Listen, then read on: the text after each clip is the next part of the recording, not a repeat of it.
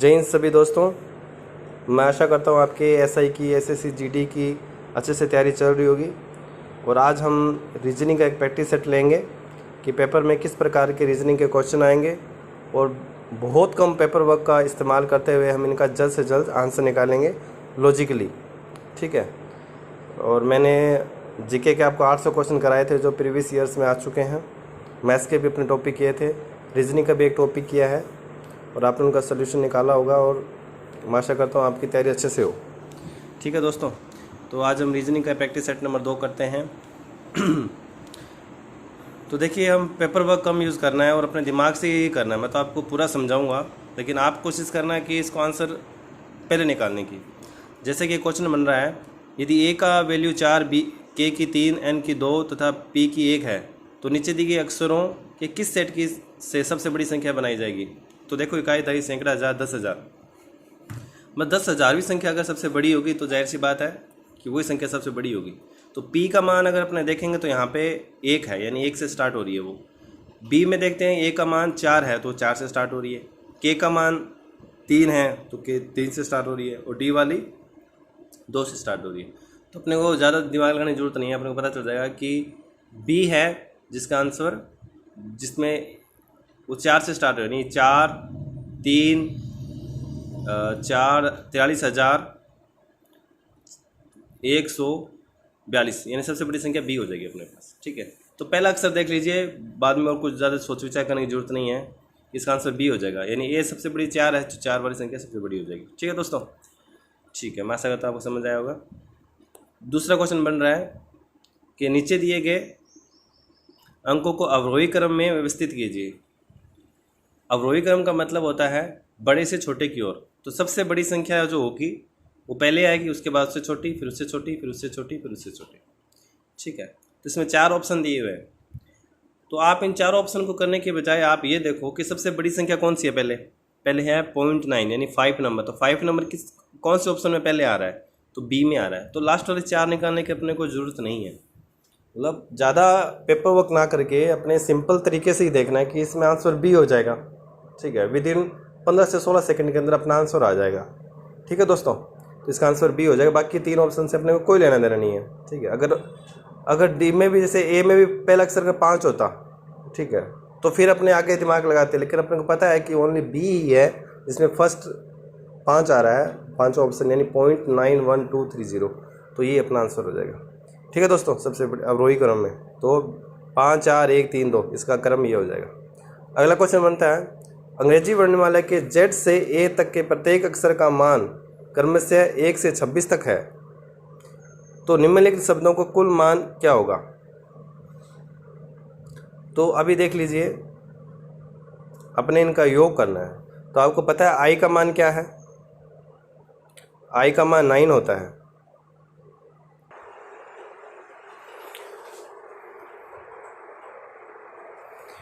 तो हम कर रहे थे कि, तो आपको पता होगा कि Z से A तक, यानी Z का मान 1 है और लास्ट वाले A का मान 26 है। तो इसको ये क्या किया गया है इन्होंने कि A को Z को 1 यानी उल्टे क्रम में लिख दिए।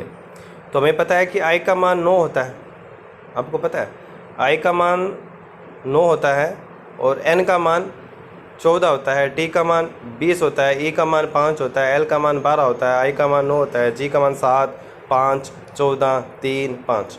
ये तो होते हैं अपने की, अगर A का मतलब 1 हो। अगर इसको उल्टा क्रम में लिख दिया जाए कि Z का मान 1 हो तो आपको पता है 27 में से उसको माइनस करना है। जैसे 27 में से माइनस करना है, जैसे कि I है तो 9 नंबर पे है, तो 27 में से 9 गए 18 नंबर पे आ जाएगा ये, अगर उल्टे क्रम में लिखेंगे तो। ठीक है, तो 18। N का मान होता है अपने पास 14, लेकिन 27 में से 14 के 13। तो इस प्रकार अपने घटते हुए क्रम में ले जाके सबको अगर जोड़ेंगे ना अपने, तो अपने को प्राप्त हो जाएगा। जैसे अब करके बताता हूँ आपको। जैसे कि I का मान 9 होता है, लेकिन 27 में से 9 गए, 27 में से 9 चले गए, आगे अपने पास 18। अगला आ जाता है N, तो बच गए अपने पास 13। फिर आ जाता है 20, तो बच गए 7। फिर आ जाता है 5, तो बच गए 22। फिर अपने पास आ जाते हैं 12, तो बच गए 15। फिर 15, ठीक है। इस प्रकार टोटल जोड़ लोगे तो अपने पास आंसर आ जाएगा A 209। ठीक है दोस्तों। अगला क्वेश्चन, एक संख्या 9 3 2 1 7 6 8 के दूसरे चौथे छठे अंकों का केवल एक बार उपयोग करते हुए एक विषम संख्या को वर्ग संख्या बनाया जा सकता है, वह विषम संख्या क्या होगी? ठीक है, तो अपना है दूसरा यानी 3, चौथा यानी 1 और छठा यानी 6। तो 316 एक विषम संख्या नहीं है, सम संख्या है।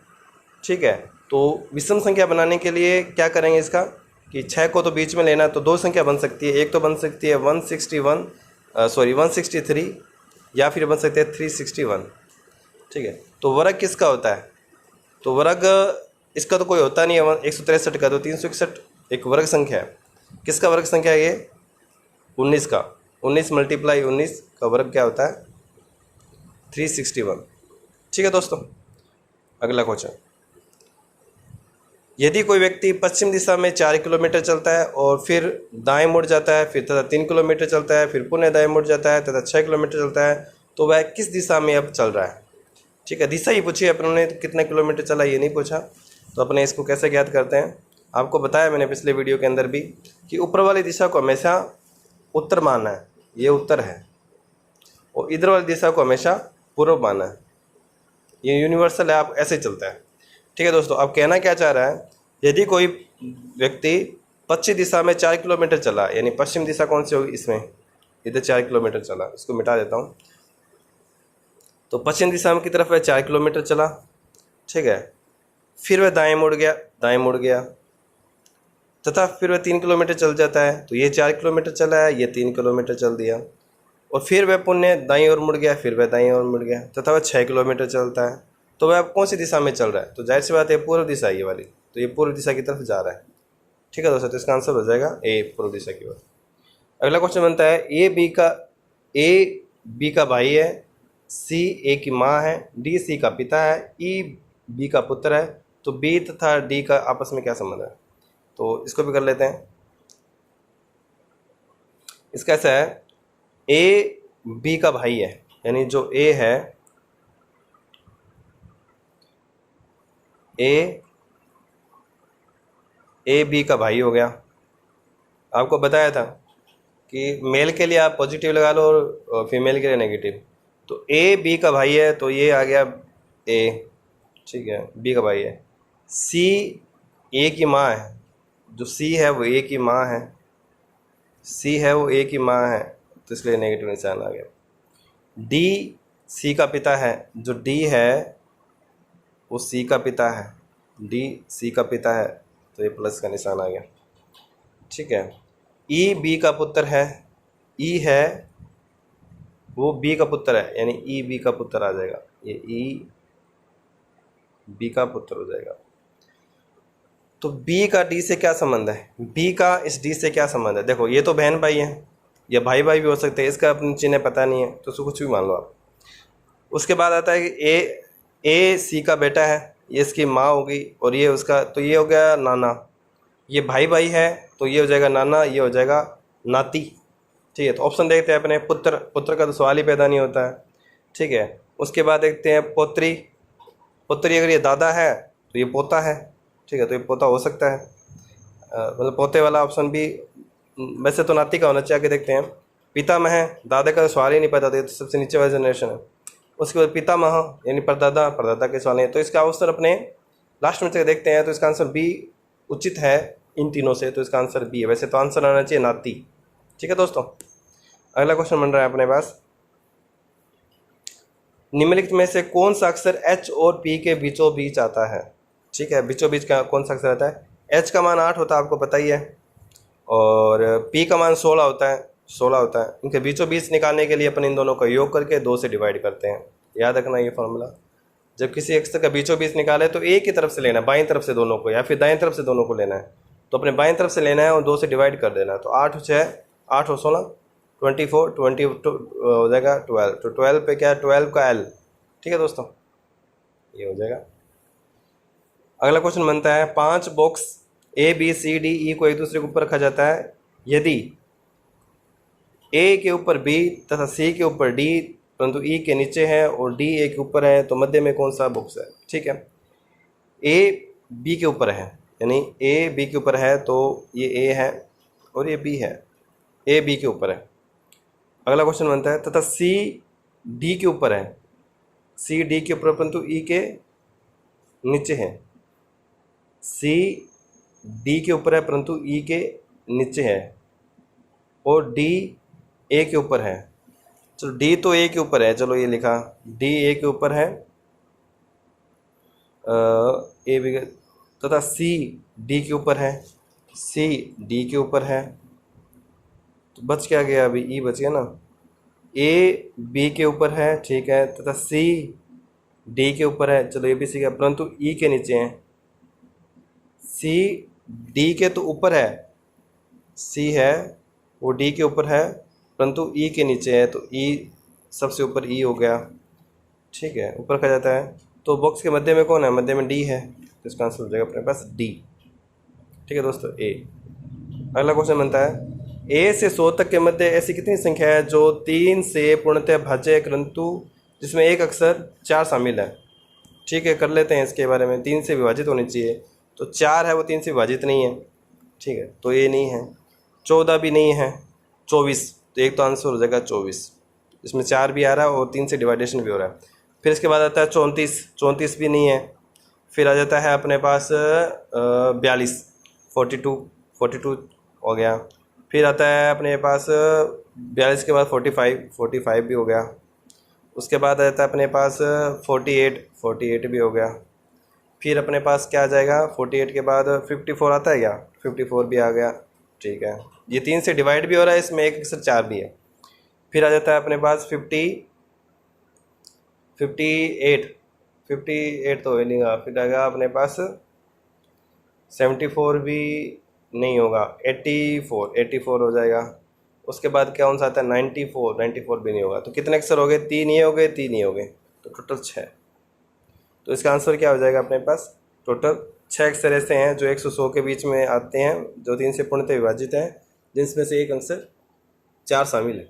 ठीक है दोस्तों, ओके। अगला क्वेश्चन करते हैं अपने यदि किसी महीने के तीसरे शुक्रवार को 16 तारीख है तो उसी महीने के चौथे मंगलवार को कौन सी तारीख पड़ेगी?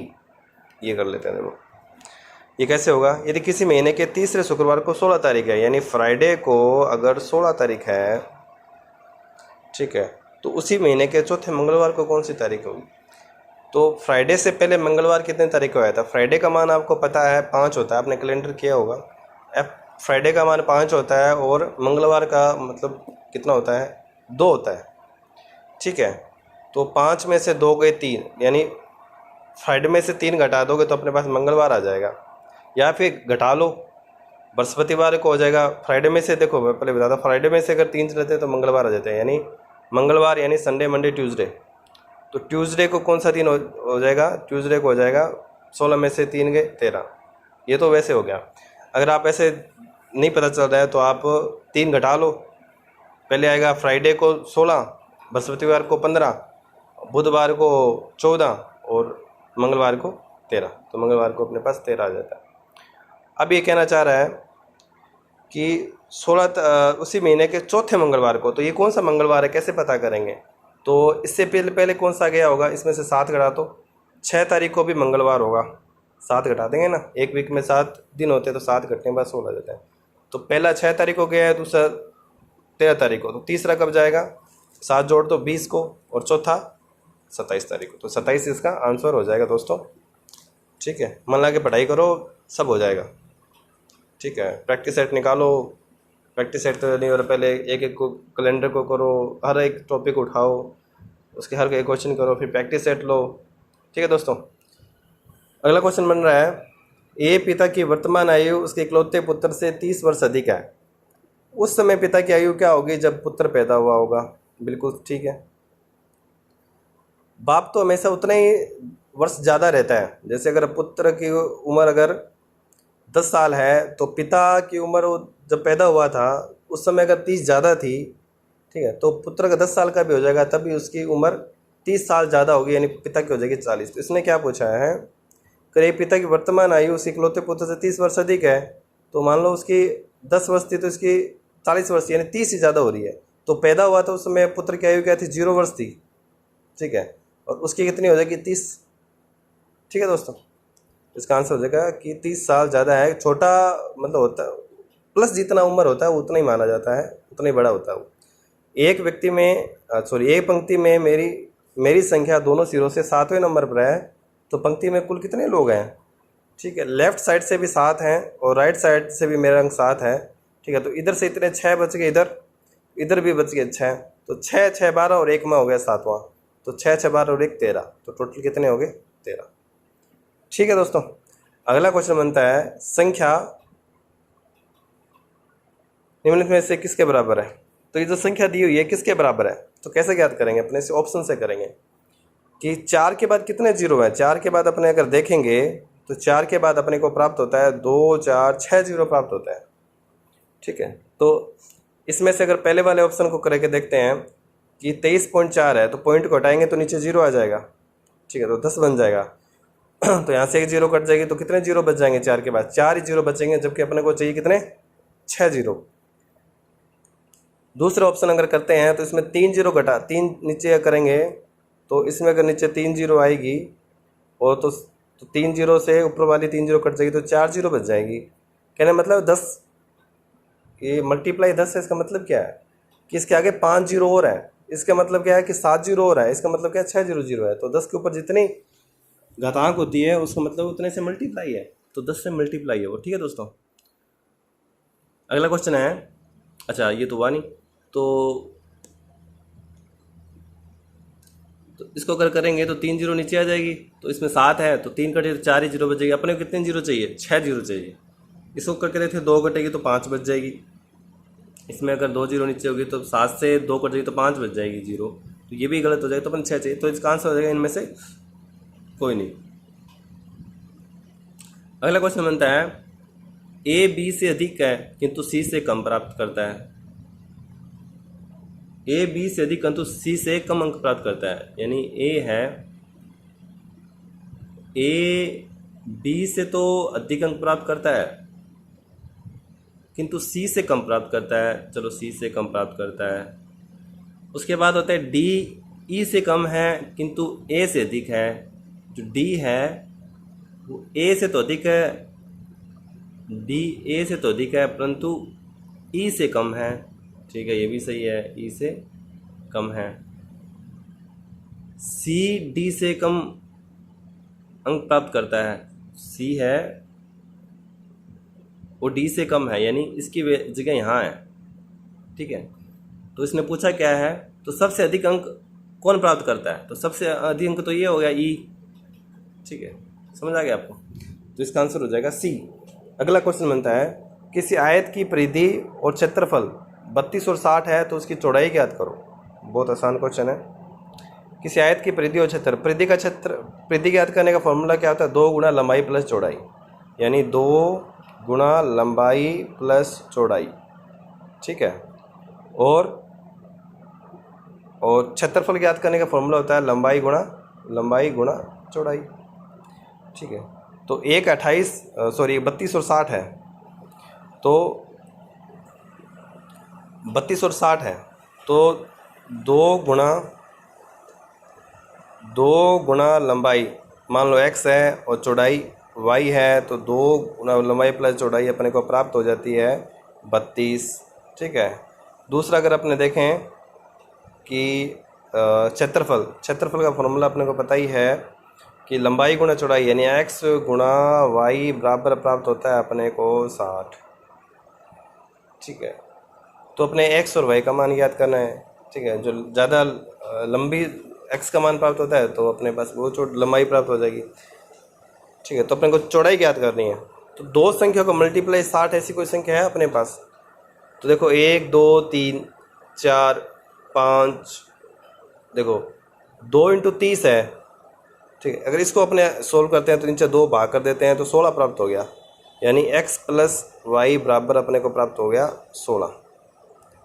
दो संख्याओं का योग तो 16 लेकिन मल्टीप्लाई 60 है, ऐसी कोई संख्या है अपने पास, बिल्कुल है अपने पास ऐसी। देखो अगर 20 इंटू 3 करें तो 20 इंटू 3 यानी 20 इंटू 3 तो 60 होता है, लेकिन 20 प्लस 3 16 नहीं होता है। तो अपने पास 6 इंटू अगर 10 करें तो अपने पास 60 प्राप्त हो जाता है, 10 इंटू 60। ठीक है, तो एक संख्या 6 और एक संख्या 10 है, समझ आ गया आपको। तो 6 इंटू 10 यानी 60 है। तो अपने को क्या करनी है, चौड़ाई। तो चौड़ाई कौन सी हो जाएगी, जो कम होगी, यानी 6 सी। अगला क्वेश्चन बनता है, वे दो संख्या ज्ञात कीजिए जिसका क्षेत्रफल 28 तथा अंतर 4 है, उनमें से लघुत्तर को ज्ञात कीजिए। सेम क्वेश्चन वैसे ही है कि दो संख्याओं का योगफल यानी x प्लस वाई तो अपने को प्राप्त हो गया 28, और अंतर अपने को प्राप्त हो गया 4, अंतर हो जाता है अपने पास 4। तो वो संख्या ज्ञात, इन दोनों को जोड़ दो, जोड़ोगे तो ये तो कट जाएंगे, तो 2x अपने को प्राप्त हो जाएगा। 2x बराबर अपने को प्राप्त हो जाता है 28 और 4 32, यानी x का मान अपने को प्राप्त हो गया 16। ठीक है, तो x का मान अपने को प्राप्त हो गया 16। तो छोटी संख्या ज्ञात करनी है, तो x प्लस वाई अगर 28 है, यानी x प्लस वाई 28, तो अगली संख्या अपने को क्या प्राप्त हो जाएगी, x प्लस वाई अगर 28 है, x का मान अगर 16 है, तो y का मान अपने पास 12 प्राप्त हो जाएगा। ठीक है, तो लघुत्तर यानी छोटे वाली संख्या, तो छोटी वाली संख्या क्या हो जाएगी 12। आंसर क्या आ जाएगा इसका, सी। अगला क्वेश्चन बनता है, यदि गत वर्ष का दिन रविवार था तो आगामी परसों कौन सा दिन होगा। ठीक है, सिंपल क्वेश्चन है। अगर गत परसों का दिन रविवार था, यानी ये आज है, ये आज है। अगर परसों क्या था, रविवार था, यानी कल या परसों ये संडे अगर रविवार था, मतलब परसों अगर एस लिख दिया इसको संडे से, ये अगर रविवार था, तो आगामी परसों कौन सा दिन होगा, तो 1 और 2। संडे हो गया, फिर मंडे हो गया, ये ट्यूसडे मंगलवार, फिर बुधवार और बृहस्पतिवार, तो बृहस्पति अपने आंसर आ जाएगा बी। ठीक है, अगला 58वां क्वेश्चन अपने पास आता है, यदि परसों के 2 दिन बाद रविवार आएगा, सेम वैसे ही परसों के 2 दिन बाद अगर रविवार आएगा, यानी आज कल परसों के 2 दिन बाद, अगर परसों के 2 दिन बाद, यानी परसों तो ये हो गया, इसके 2 दिन बाद 1 और 2, इस दिन अगर रविवार आएगा, संडे होगा, रविवार आएगा, तो गत परसों कौन सा दिन था। ठीक है, तो ये रविवार है, तो ये आ गया शनिवार, ये आ गया अपने पास शुक्रवार, ये आ गया अपने पास बृहस्पतिवार, ये अपने पास बुधवार, तो ये आ जाएगा मंगलवार, और ये आ जाएगा सोमवार। तो अपने पास सोमवार इसका आंसर हो जाएगा। ठीक है, इसका आंसर सी हो जाएगा। यदि राम के पास रवि से 1/3 राशि ज़्यादा हो, तो रवि के पास राम से 4 रुपये कम हो, तो राम के पास कितने रुपए हैं। सिंपल क्वेश्चन है। यदि राम के पास रवि से 1/3 राशि ज़्यादा हो, यानी रवि के पास अगर x है, तो राम के पास कितनी हो जाएगी, x प्लस x/3। ठीक है, तो अपने पास x किसकी मानी है, रवि की, ये रवि की है, ये रवि की होगी। तो रवि के पास राम से 4 रुपये कम है, रवि के पास राम से 4 रुपये कम है, यानी इन दोनों को बराबर करने के लिए अपने को क्या करना है कि x प्लस 4 बराबर हो जाएगा x प्लस x/3। ठीक है, तो x से x कट जाएगा, तो x की वैल्यू आ जाएगी, तो अपने पास प्राप्त क्या हो जाएगा, 4 बराबर x/3। ठीक है, तो 4 बराबर x/3, तो x की वैल्यू आ जाएगी अपने पास 4 × 12। ठीक है, तो अपने मानी किसकी थी, रवि की वैल्यू अगर 12 आ जाती है, तो राम के पास कितने रुपए हैं, तो रवि के पास राम से 4 रुपये कम है, तो रवि के पास राम से 4 रुपये कम है, तो राम के पास रवि से 4 रुपये ज़्यादा है, तो 12 + 4 16 इसका आंसर हो जाएगा। अगला क्वेश्चन देखो, एक घड़ी पर केवल 3, 6, 9 तथा 12 के स्थान पर बिंदु लगे हुए हैं, और उस घड़ी के दर्पण के सामने उल्टा रखा जाए, तो उस घड़ी को प्रतिबिंब में 4:50 दिखाई देता है, तो वास्तविक समय क्या हुआ। ठीक है, इसको भी करते हैं। कि 4:50, जैसे ये घड़ी है, ठीक है दोस्तों, 4:50 ये बीच का है इसका। 4:50 का मतलब हुआ कि ये 4 है, ठीक है, यहाँ पे बीच में ये 6 होते हैं, ये 12 है, और 50 का मतलब है कि लगभग घड़ी यहाँ पे होगी, यहाँ पे 55 का, तो यहाँ 50 का, तो ये 4:50 है, ठीक है। तो वास्तविक टाइम क्या होगा, इसको दर्पण में देखेंगे, इस साइड ऐसे, अगर इस साइड दर्पण लगा हुआ है ऐसे, तो इस साइड घड़ी का क्या होगा, ये 4 है वो यहाँ आ जाएगा 8 पे, और ये 50 वाला यहाँ चला जाएगा 10 पे। तो टाइम क्या बन जाएगा अपने पास, घड़ी का टाइम इस प्रकार बन जाएगा फिर कि 8:10 वाला, इस प्रकार से घड़ी शो करेगी। तो 8:10 इसका आंसर हो जाएगा। अगला क्वेश्चन बनता है, नीचे दी गई आकृति को अनुक्रम दिया गया है जिसमें वर्गों के समूहन किया जा सकता है। यदि इस विकल्पों में से उस ग्रुप को चुनिए जिसमें आकृतियों का वर्गीकृत किया जा सकता है। ये पहले भी एक क्वेश्चन आया था, आपको पिछले वाले वीडियो में बताया था। इसमें अपने को न्यून कोण, अधिक कोण और समकोण, ये 3 प्रकार के कोण दिए हैं इसके अंदर। देखना कि न्यून कोण कौन से, अधिक कोण कौन से, समकोण कौन से, वो इसका आंसर हो जाएगा, ठीक है। तो अपने देखें इसमें कि कौन कौन से 3 कोण समान हैं। तो 4 समकोण देख लेते हैं पहले। समकोण, अधिक कोण, एक तो ये, एक ये, और एक अधिक कोण, और एक अधिक कोण कौन सा होगा, इसमें अधिक कोण तो दिए ही नहीं है। और दूसरे टाइप से अगर देखें अपने पास समकोण में, न्यून कोण में, एक तो न्यून कोण ये होगा, ये दोनों सेम है समकोण, एक समकोण ये समकोण ये, 3, 8, 9, 3, 8, 9 नहीं है इसमें। समकोण कौन से हो जाएंगे इसमें, 1, 6, 9। तो अधिक कोण 1, 6, 9 का ही इसमें जोड़ा बनेगा, ठीक है। 2, 4, 7, 2, 4 और 7 नहीं बनेगा। 3, 5, 8, 3, 5, 8। इसका आंसर, यार कोण सेट नहीं बैठ रहे, ठीक है, इसका आंसर नहीं बैठ रहे तीनों जगह से। 1, 6, 9, 1, 6 और 9, 1, 6, 9, फिर 2, 4, 2, 4, 7, 2, 4, 7 और 2, 4, 7, 1, 6, 9, 3, 4, 7, 3, 4, 7। तो यार इसमें ए इसका आंसर बैठ रहा है कि 1, 6, 9, 1, 6 और 9 ये आएंगे अधिक कोण के अंदर। 9 अधिक कोण नहीं लग रहा है, लेकिन इसका त्रुटि है इसके अंदर, ये अधिक कोण ही होना चाहिए, तभी इसका आंसर सेट बैठेगा। 2, 4, 7, 2, 4 और 7 ये न्यून कोण में आ जाएंगे, और 3, 5, 8, 3, 5 और 8 ये आ जाएंगे समकोण के अंदर। तो इसका आंसर आ जाएगा ए। अगला क्वेश्चन अपने पास है, ये पेपर में किस प्रकार के प्रश्न आएंगे आपको ये बता रहा हूँ, ठीक है। अगला क्वेश्चन है, यदि निम्नलिखित कौन सा शब्द सदुकाशों में सबसे पहले आता है, ठीक है। केरम देख लेते हैं। पहला अक्षर सब में सी बराबर है, तो इसको छोड़िए।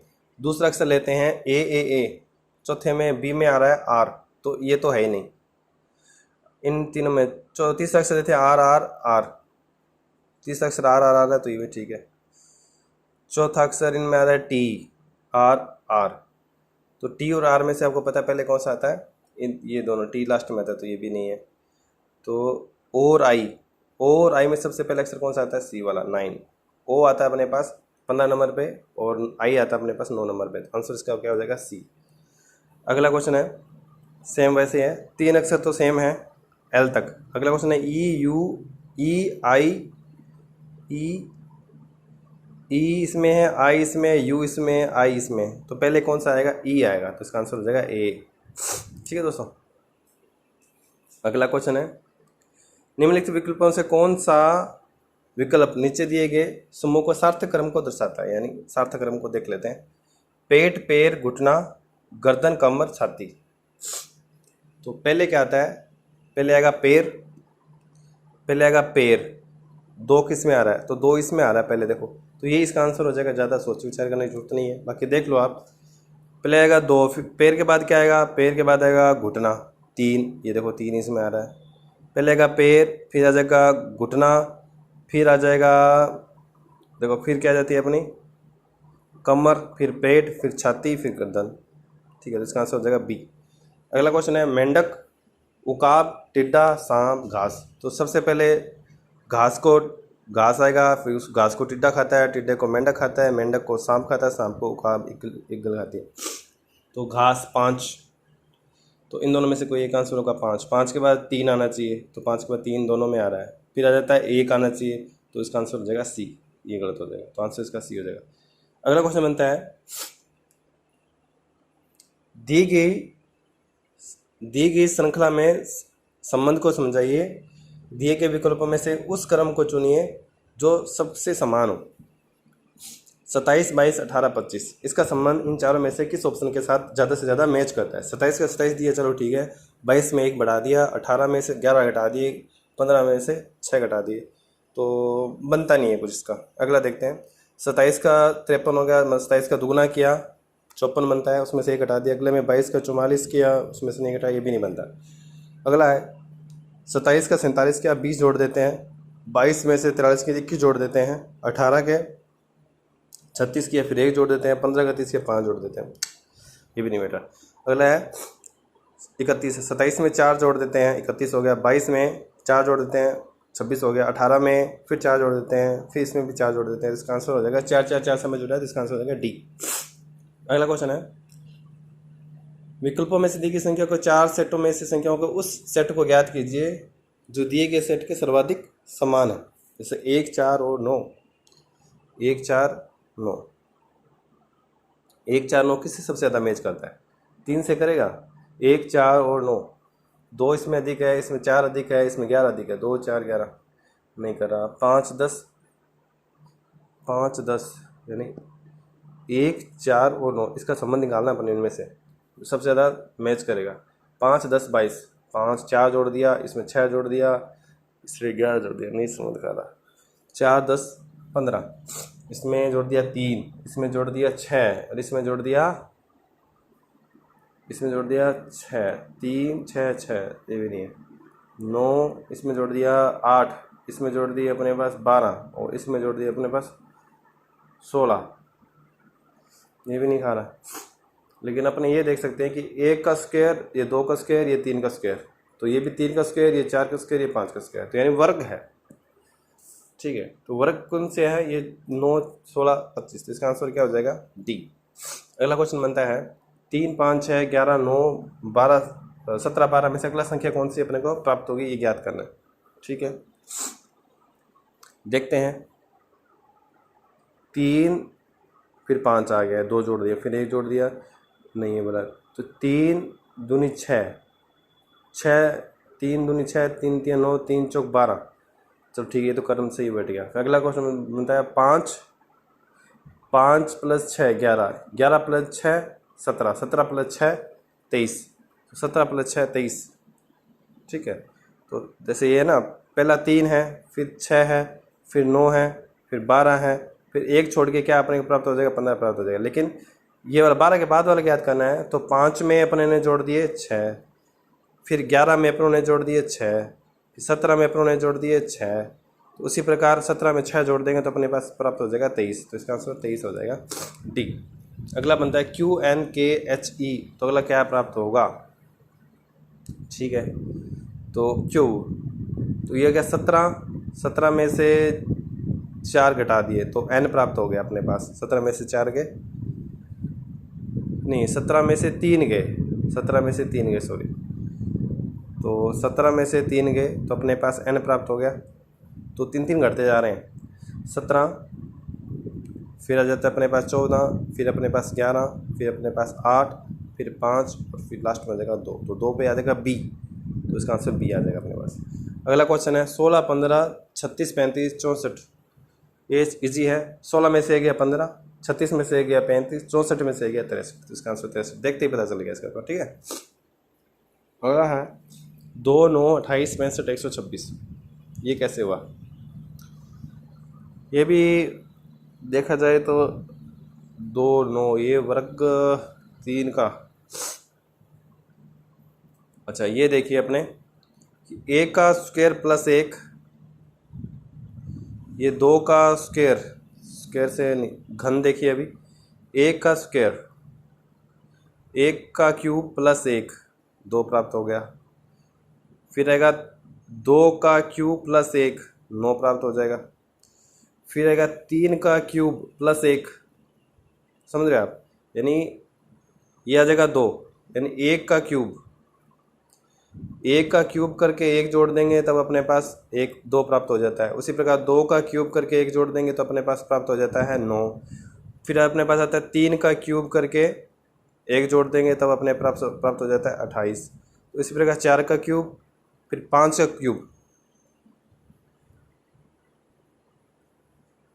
ठीक है, 1 का क्यूब, 2 का क्यूब, 3 का क्यूब, 4 का क्यूब, ठीक है, फिर 5 का क्यूब, फिर 6 का क्यूब, 216 होता है, 217। इसका आंसर सी हो जाएगा, ठीक है दोस्तों। अगला है CAFDIL। तो सी में से 2 घटा दिए तो अपने पास ए प्राप्त हो गया। एफ यानी 5, 6 में से 2 घटा दिए तो अपने पास 4 प्राप्त हो गया। 9 में से 2 घटा दिए 7, 7 आना चाहिए, 7 क्या होता है जी, इसका आंसर हो जाएगा ए। अगला क्वेश्चन बनता है 0, फिर 3/2, फिर 3, फिर 9/2, फिर 15, फिर तो इसमें आप देखो कि 3/2 प्लस किया जा रहा है। तो 0 में 3/2 जोड़ दिए 3/2, 3/2 में 3/2 जोड़ दिए तो 3, फिर 9/2 में 3/2 जोड़ दिए तो फिर अपने क्या प्राप्त होगा, तो देख लो 9/2 प्लस 3/2, लघुत्तम आ जाएगा अपने पास 2, ऊपर आ जाएगा 9 + 3 12, तो 12 को 2 से भाग किया तो 6, तो इसका आंसर आ जाएगा 6 आंसर हो जाएगा सी।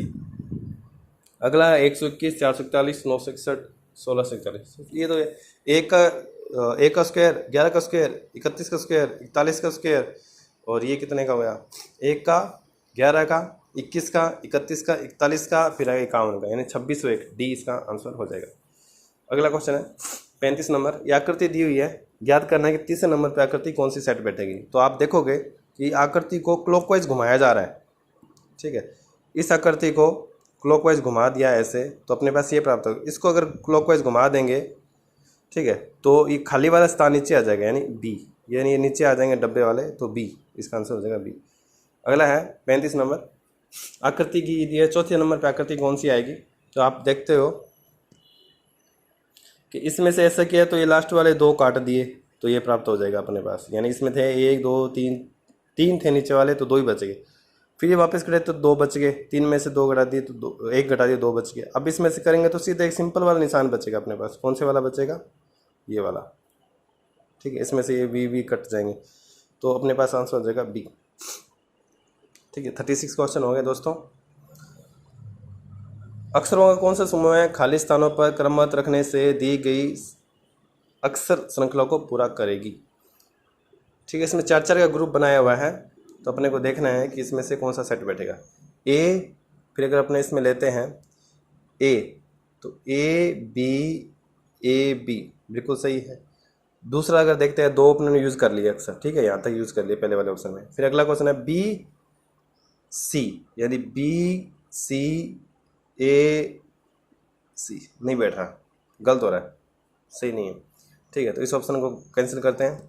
अगला देखते हैं बी ए वाला, ठीक है। तो ए बी, ठीक है, ये 2 यूज हो गए इसके, ठीक है। अगला बी सी और बी और सी, ठीक है। तीसरा देखते हैं सी डी, ये भी सही है। फिर अगर डी ई, यानी बी इसका आंसर सही है, ठीक है दोस्तों। तो इसका बी आंसर हो जाएगा। अगला क्वेश्चन बन रहा है अपने पास कि नीचे दिए गए कुछ कथन दिए गए हैं जिनमें आगे 2 निष्कर्ष हैं, 1 और 2। आपको मानना है कि कथन सत्य है या नहीं। ज्ञात तथ्यों में से भिन्न प्रतीक होते हैं, तो आपको निर्णय करना है कि दिए गए कथन में से कौन सा निश्चित रूप से सही निष्कर्ष निकाला जा सकता है, निश्चित रूप से, ठीक है, डाउटफुल नहीं लेना, निश्चित रूप से जो निकलेगा वही इसका आंसर होगा। तो आपके उत्तर को निर्दिष्ट कीजिए। अहिंसा मानव का बुनियादी सिद्धांत होना चाहिए, हम सबको अहिंसा का पालन करना चाहिए। ये अपने पास एक कथन दिया हुआ है, इसका अपने पास सॉल्यूशन निकालना है। तो हम सब अहिंसा के वास्तविक अर्थ को समझते हैं। तो कथन में तो ऐसा कुछ लिखा नहीं हुआ है कि हम सब अहिंसा के वास्तविक अर्थ को समझते हैं, तो इसमें कथन में से कुछ है नहीं। फिर बनता है अहिंसा से विश्वव्यापी सामंजस्य को प्रोत्साहन मिलता है। दोनों का इनका कोई लिंक नहीं है दिए हुए कथन से, तो केवल निष्कर्ष एक निकलता है। ऑप्शन देखते हैं, ऑप्शन देखेंगे कि क्या ये सही है। केवल निष्कर्ष एक निकल रहा है, नहीं निकल रहा है। क्या नहीं, केवल निष्कर्ष दो निकल रहा है, ये भी नहीं निकल रहा है। तो निष्कर्ष एक और नया निष्कर्ष एक निकल रहा है, नहीं दो निकल, तो ये सही है, ये दोनों गलत है, ये सही है। तो इसका आंसर सी हो जाएगा। ठीक है दोस्तों, सेम ऐसे ही है, यदि वह परिश्रमी है तो उसका पदोन्नति हो जाएगी। तो देखिए, परिश्रम और पदोन्नति में कोई संबंध नहीं है, जबकि परिश्रम और पदोन्नति में संबंध तो है, तो पहला ऑप्शन तो गलत हो जाता है, तो ये गलत है। परिश्रम से पदोन्नति होती है, ये तो होती है, लिखा है इसमें, उसकी पदोन्नति हो जाएगी। परिश्रम करेगा तो हो जाएगी, परिश्रम और पदोन्नति का आपस में संबंध है। तो ऑप्शन 1 है, केवल निष्कर्ष एक निकलता है, नहीं, ये गलत है। केवल निष्कर्ष दो निकलता है निष्कर्ष, तो इसका आंसर हो जाएगा बी, इसका आंसर बी हो जाएगा। यदि वह परिश्रम करेगा तो जीवन में सफल हो जाएगा, वह परिश्रमी है, परिश्रम का फल मिलता है। अगर वो परिश्रम करेगा तो वो जीवन में सफल हो जाएगा। तो ऑप्शन है कि वह परिश्रमी है और परिश्रम का फल मिलता है, तो वह परिश्रमी है। तो वाक्य के अंदर तो कहीं नहीं लिखा हुआ कि वह परिश्रमी, क्या पता वो नालायक हो, मेहनती ना करता हो। तो ये तो 1 नंबर ऑप्शन तो गलत ही हो गया, वो परिश्रमी नहीं है, मतलब डाउट में नहीं है, जो निष्कर्ष स्पष्ट रूप से बताया जा रहा है, बस वो इसका आंसर होगा। तो कथन में अगर बता दिया कि यदि वह परिश्रम करेगा तो सफल हो जाएगा, तो वो है या नहीं है परिश्रमी, ये तो हमें पता नहीं है ना, तो डाउट वाली चीज़ नहीं लेनी। तो वह परिश्रमी है, ये तो एक डाउट है, हमें पता ही नहीं है या नहीं है, तो डाउट है, तो वो गलत है। परिश्रम का फल मिलता है, ये बात सही है, परिश्रम करेगा तो सफल हो जाएगा, तो ये बात तो सत्य है।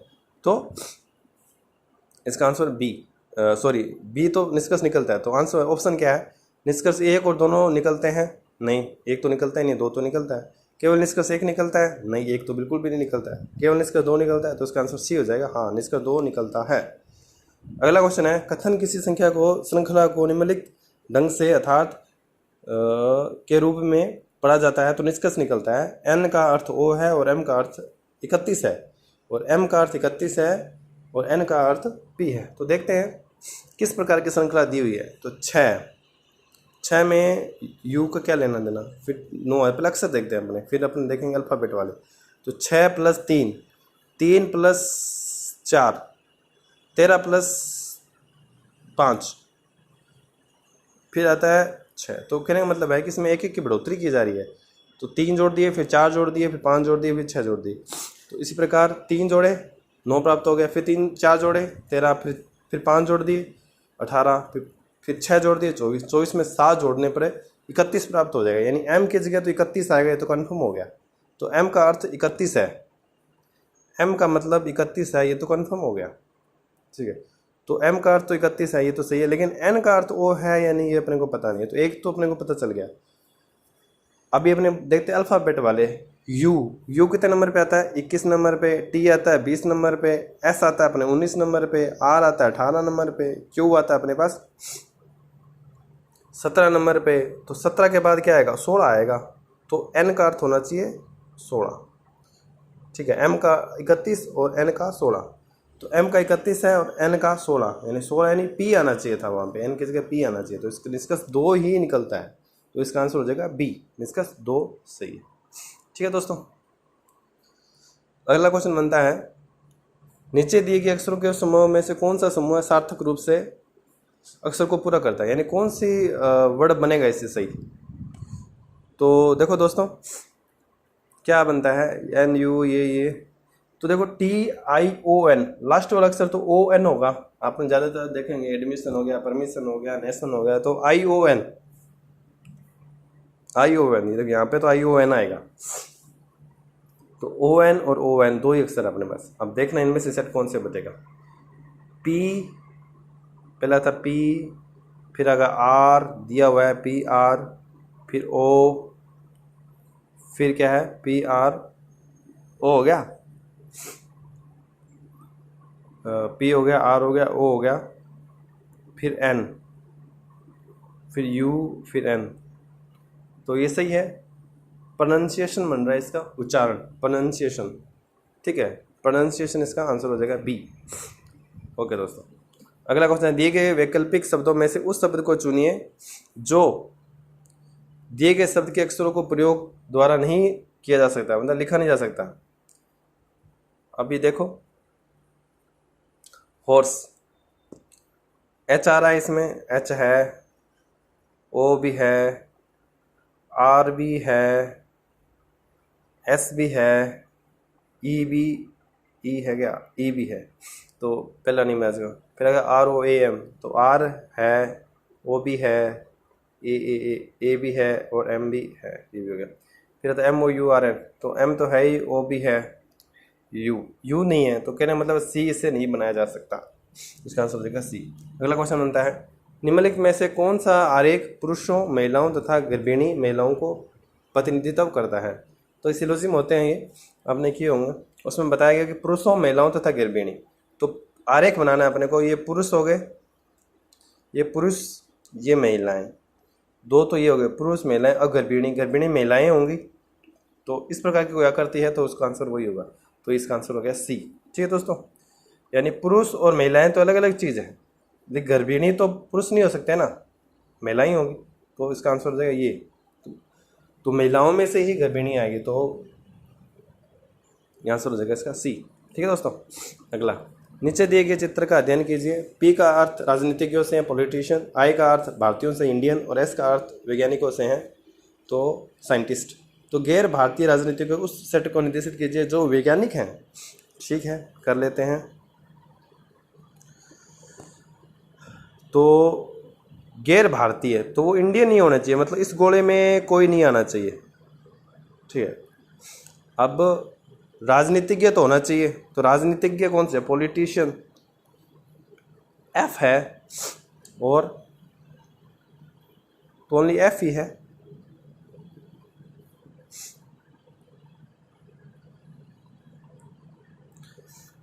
एफ है जो साइंटिस्ट भी है, जी तो ओनली साइंटिस्ट में आएंगे। अगर जी देखेंगे तो ओनली साइंटिस्ट है, ई देखेंगे तो ओनली पॉलिटिशियन है, बट एफ है जो दोनों ही है, पॉलिटिशियन भी है और साइंटिस्ट भी है, तो इसका आंसर पॉलिटिशियन और साइंस वाला होगा एफ। ठीक है दोस्तों, अगला क्वेश्चन रहता है, दिए गए आरेख का अध्ययन कीजिए तथा उस क्षेत्र को ज्ञात कीजिए जो उन विद्यार्थियों का प्रतिनिधित्व करता है जो कला या अर्थशास्त्र का अध्ययन करते हैं परंतु दोनों का अध्ययन नहीं करते हैं। मतलब कला है लोगों के पास और अर्थशास्त्र भी है, लेकिन ऐसा नहीं है कि दोनों के पास एक ही सब्जेक्ट हो, दोनों के पास मतलब एक ही विद्यार्थी के पास दोनों सब्जेक्ट हो, ऐसा नहीं होना चाहिए। ठीक, अलग अलग सब्जेक्ट वाले होने चाहिए। तो वाणिज्य का तो कोई लेना देना है नहीं अपने को इससे। ठीक है, तो वाणिज्य वाली क्लास तो अपने हटा ही देते हैं।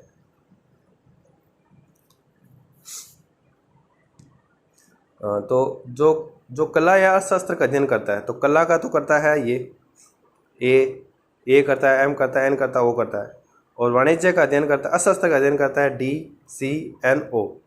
ठीक है, लेकिन ये दोनों साथ वाले नहीं होना चाहिए। ठीक है, तो इसका आंसर हो जाएगा और एन को छोड़ के A M D C, A M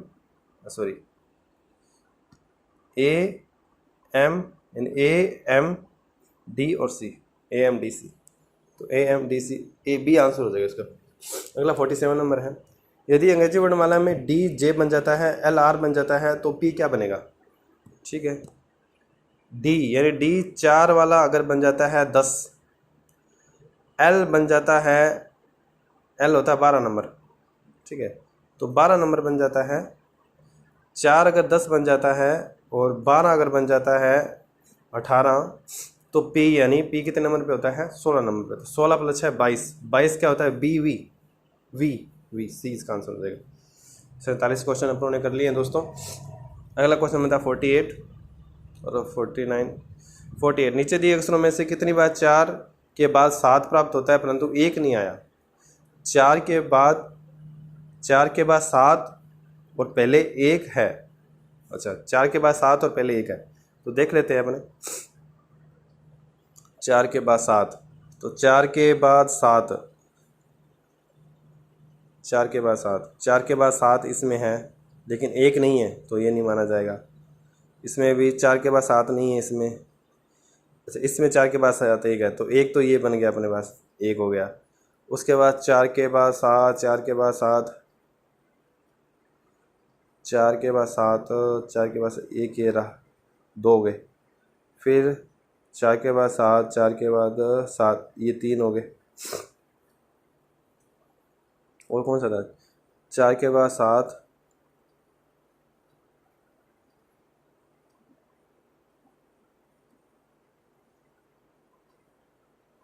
2 तो ये हो गए। देखो, 4 के बाद 7 इसमें भी है, 4 के बाद 7 इसमें भी है, 4 के बाद 7 इसमें भी है, 4 के बाद 7 इसमें भी है, और पहले 1 है, तो इसका आंसर हो जाएगा 4 ए। ठीक है, 4 के बाद 7 और पहले 1 आना चाहिए, तो 4 के बाद 7, 4 के बाद 7, देखिए एक तो इसमें आ रहा है, 4 के बाद 7 और पहले 1, इसमें भी 4 के बाद 7 पहले 1, ठीक है, 2 ये हो गए। फिर 4 के बाद 7 और पहले 1, और इसमें भी देखिए 4 के बाद 7 और पहले 1, ठीक है, 4 हो जाएंगे इस संख्या। अगला क्वेश्चन बनता है, अक्षरों के निम्नलिखित सूची में कितनी बार पी से पहले एन आया है लेकिन बाद में आर नहीं आया? पी से पहले एन आया परंतु आर नहीं आया, बाद में आर नहीं आया। तो देखते हैं अगला क्वेश्चन। पी से पहले एन आया है, तो पी से पहले एन देख लेते हैं कितनी बार आया है। पी से पहले एन ये किस में आया है, परंतु बाद में आर नहीं आया, एक तो ये होगी। एक पी से पहले एन इसमें भी आया है, एक पी से पहले एन इसमें भी आया है, और एक पी से एन इसमें भी आया है। नहीं, इससे पी से पहले एन आया बट बाद में आ रहा है, तो ये नहीं माना जाएगा। इसमें पी से पहले एन आया बट आ रहा है, तो इसमें भी 4 आंसर इसका हो जाएगा। ठीक है, तो इसका आंसर 4 होगा, दिया हुआ इसमें सी, तो इसका आंसर 4 होगा। 50 नंबर क्वेश्चन है, निम्नलिखित अनुक्रम का अध्ययन कीजिए तथा प्रश्न का उत्तर दीजिए। 1 2 3 4 5 ये दिए संख्या। इस अनुक्रम में ऐसे कितने उदाहरण हैं जिनके एक संख्या के बाद विषम संख्या है लेकिन उससे पहले विषम संख्या नहीं है? मतलब कहने का मतलब है दोनों साइड विषम संख्या नहीं होनी चाहिए। ठीक है दोस्तों, दोनों साइड विषम संख्या नहीं होनी चाहिए, कहने मतलब ये है। 1 के बाद पहले कुछ है नहीं तो इसको मान नहीं सकते। तो 2 के बाद दोनों साइड विषम संख्या है तो ये भी नहीं है। 3 के बाद एक साइड विषम संख्या है और दूसरी साइड विषम संख्या नहीं है, तो एक तो ये हो जाएगा 1। उसके 5 के बाद विषम संख्या नहीं है। फिर 4 के बाद दोनों साइड विषम संख्या है। फिर 5 के बाद दोनों साइड सम संख्या है। 6 के बाद एक दोनों विषम संख्या है। 7 के बाद एक विषम संख्या और एक सम संख्या, तो 2 ये हो गए। फिर अगले बाद आता है 7 के बाद 5 के बाद हो गया, 6 के बाद 7 के बाद हो गया। फिर 7 के बाद है 9 के बाद, 9 के बाद भी नहीं है। 4 के बाद नहीं है। 8 के बाद नहीं है। फिर 4 के बाद है, तो 3 हो गए। फिर 5 के बाद 4 के बाद भी सही है और 5 के बाद भी नहीं है।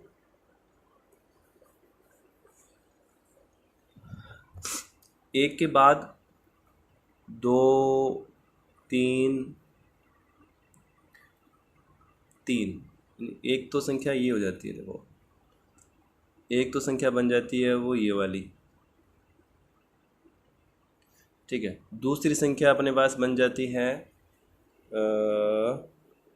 दूसरी संख्या कौन सी बनेगी? 5 के बाद हो जाएगा, 4 के बाद हो जाएगी, 5 के बाद 6 के बाद 7 के बाद, ये दूसरी संख्या ये बन जाएगी। तीसरी संख्या अपने पास देखें, तीसरी संख्या देखें अपने पास 8 के बाद नहीं है, 4 के बाद, तीसरी संख्या 4 के बाद, तो ये बन जाएगी। चौथी संख्या देखें, एक तो ये है और दूसरी इसके साथ वाली है, तो 4 के बाद 5 आ रहा है, तो 3 4 संख्या अपने पास ये प्राप्त हो जाएगी। ठीक है दोस्तों, एक तो बन जाएगी 2 3 5, दूसरी बन जाएगी 6 7 9, और तीसरी बन जाएगी पास अपने पास 8 4 5, और चौथी बन जाएगी अपने पास 4 5 5। ठीक है दोस्तों, तो ये अपने हो गया आज के क्वेश्चन। इसका आंसर हो जाएगा 4, यानी डी इसका आंसर हो जाएगा।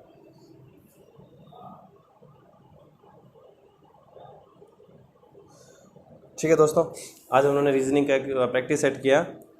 आशा करता हूँ आपको समझ आ गया होगा। अच्छे से तैयारी कीजिए।